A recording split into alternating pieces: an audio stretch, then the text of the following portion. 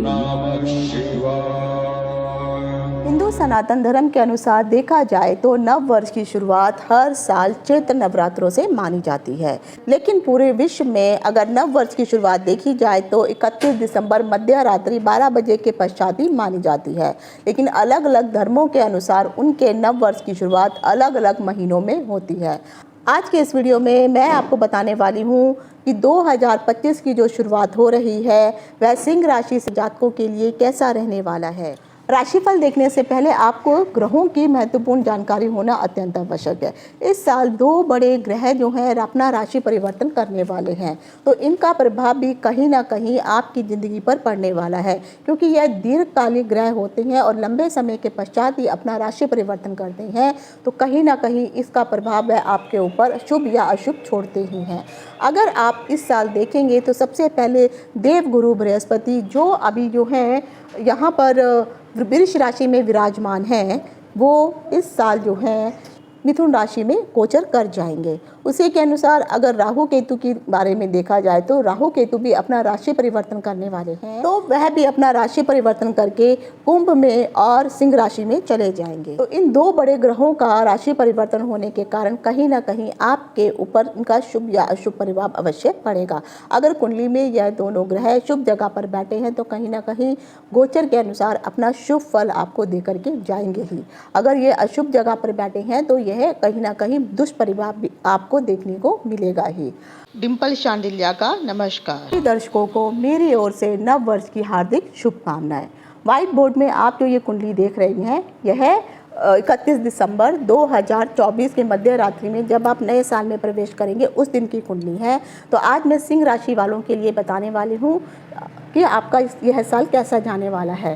तो सिंह राशि के लिए अगर आप देखेंगे तो यहाँ से आपको सिंह राशि को लगन में काउंट करना है। तो 1 2 3 4 5 6 इस तरह से आप इसको काउंट करेंगे। तो सिंह राशि वालों के लिए अगर इस साल ग्रहों की स्थिति देखते हैं तो 1 2 दूसरे भाव में आपको केतु दिखाई दे रहे हैं, 3 4 चौथे भाव में जो है वृश्चिक के बुध दिखाई दे रहे हैं, पंचम भाव में सूर्य और चंद्रमा है, लेकिन चंद्रमा यहाँ पर अस्थिति में आ गए हैं। 6 7 सप्तम भाव में आपको कहीं ना कहीं शुक्र और शनि यहाँ पर दिखाई दे रहे हैं। अष्टम भाव में आपके राहु विराजमान हैं। 9 10 और दसम भाव में गुरु देव बृहस्पति विराजमान है। 11 12 और 12वें भाव में मंगल विद्यमान है, जो इस समय वक्री भी हैं और नीच के भी हैं। तो ये उस दिन के ग्रहों की स्थिति आपकी कुंडली की बन रही है। तो आखिर 2025 क्या कहता है आपके लिए। सिंह राशि के जातकों के लिए 2025 वर्ष के अनुसार शुरुआती सफ़र जो है अच्छा रहने वाला है, लेकिन वर्ष के मध्य में कहीं ना कहीं हालात थोड़े बिगड़ भी सकते हैं। तो 2025 में कुछ खट्टे मीठे अनुभव जरूर आपको देखने को मिलेंगे। 2025 के मध्य में जरूर चुनौतियां आपको देखनी पड़ सकती हैं। स्वास्थ्य की दृष्टि से अगर हम देखेंगे तो 2025 में आपका जो स्वास्थ्य है वह कहीं ना कहीं सामान्य रहने वाला है।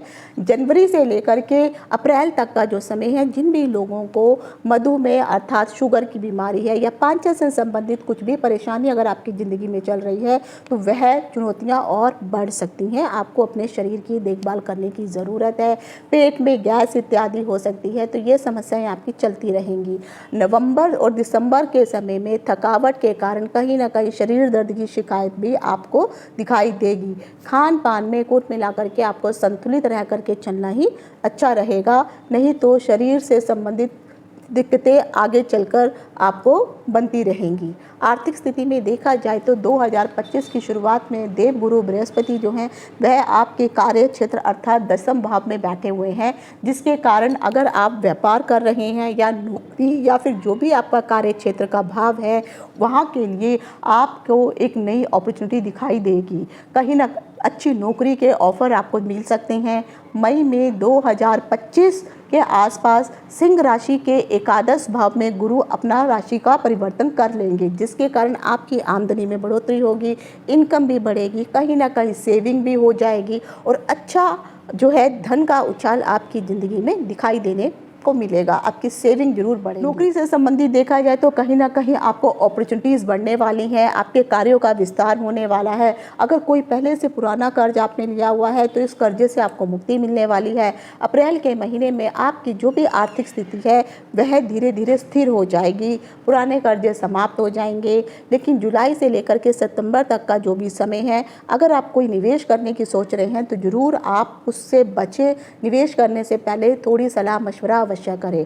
अगर आप टैक्स से संबंधित या प्रॉपर्टी से संबंधित किसी प्रकार के भी कोई कार्य कर रहे हैं तब भी आपको सोच समझ के ये कार्य करने चाहिए, क्योंकि फरवरी और मार्च में जरूर यह दो समस्याएं आपके जीवन में आ सकती हैं। तो टैक्स चोरी करना या फिर आप कोई लिटिगेशन में कोई प्रॉपर्टी अगर फंसी हुई है तो इसमें भी आपको आगे चल के सरकार से संबंधित मुश्किलों का सामना करना पड़ सकता है।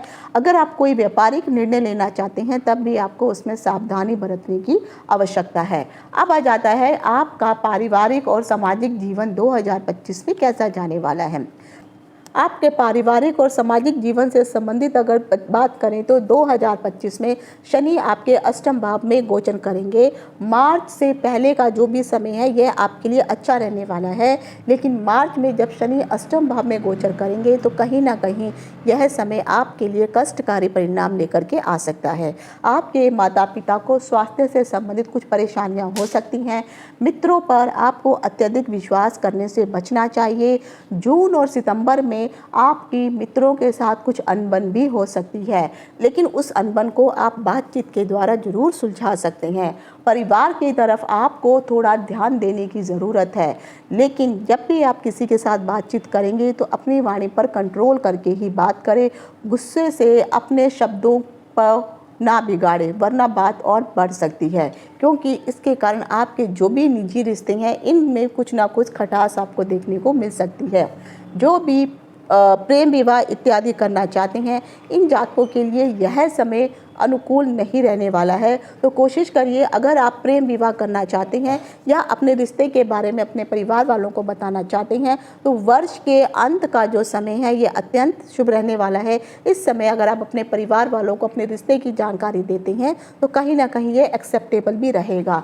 जो भी प्रेमी जोड़े हैं, मई से लेकर के जून तक का जो भी समय है, इस समय भी आपके जीवन में कुछ मतभेद दिखाई दे रहे हैं, तब भी आपको उन मतभेदों को शांति से सुलझाने की आवश्यकता है। जो भी लोग विवाह से संबंधित रिश्ते इत्यादि ढूंढ रहे हैं तो कहीं ना कहीं अभी आपको विवाह तय होने में कुछ ना कुछ मुश्किलों का सामना करना पड़ सकता है। तो आपके परिवारजनों को थोड़ा संभल करके, सोच समझ करके ही कहीं ना कहीं रिश्ता तय करने के लिए मैं कहूँगी। सिंह राशि वालों के लिए देखा जाए तो विवाह से संबंधित कोई भी अगर आप कार्य करना चाहते हैं तो वर्ष के अंत में अगर आप कार्य करें तो आपके लिए सही रहेगा, वरना कहीं ना कहीं कठिनाइयों का सामना आपको करना पड़ सकता है। शिक्षा और करियर के क्षेत्र में देखा जाए तो सिंह राशि वालों के लिए वर्ष की शुरुआत करियर के लिए तो बहुत अच्छी है, अनुकूल रहने वाली है। इस वर्ष केतु के प्रथम भाव में और जो राहु है वह आपके सप्तम भाव में गोचर करने वाले हैं, जो आपके लिए थोड़ा राहत भरा रह सकता है। जो लोग विदेश जाने के लिए सोच रहे थे, विदेश में नौकरी करने के लिए सोच रहे थे, या शिक्षा प्राप्त करने के लिए विदेश जाने की सोच रहे थे, या कोई टेक्निकल कोई स्टडी करने के लिए विदेश जाने की सोच रहे थे, तो आप सभी लोगों को यहाँ पर सप्तम का राहु जो है कहीं ना कहीं विदेश की भूमि के दर्शन अवश्य करवाने वाला है। अप्रैल से जुलाई तक का समय जो भी लोग सरकारी नौकरियों में काम कर रहे हैं उन लोगों के लिए सरकार की तरफ से कुछ विवादों से बचना चाहिए। नहीं तो अगर आप जो भी लोग सरकार से संबंधित कोई भी कार्य इत्यादि भी कर रहे हैं उन लोगों को भी सरकार से थोड़ा संभल करके रहने की ज़रूरत है, नहीं तो कहीं ना कहीं विवाद में आप घिर सकते हैं। जो भी लोग इस साल प्रतियोगिता परीक्षा में शामिल होने वाले हैं तो मई का जो समय है वो बहुत ही शुभ रहने वाला है। अगर आप कुछ एजुकेशन के लिए, करियर के लिए कोई निर्णय लेना चाहते हैं, कोई स्टडी में आप एडमिशन लेना चाहते हैं तो कोशिश करिए कि जल्दबाजी ना मचाएं, सोच समझ करके ही आपको किसी भी कॉलेज में एडमिशन लेना चाहिए, क्योंकि जल्दबाजी के कारण बाद में फिर आपको ये लगेगा कि मुझे इस कोर्स में एडमिशन ना ले करके अगले किसी और कोर्स में अगर मैं एडमिशन लेता तो ज़्यादा अच्छा रहता।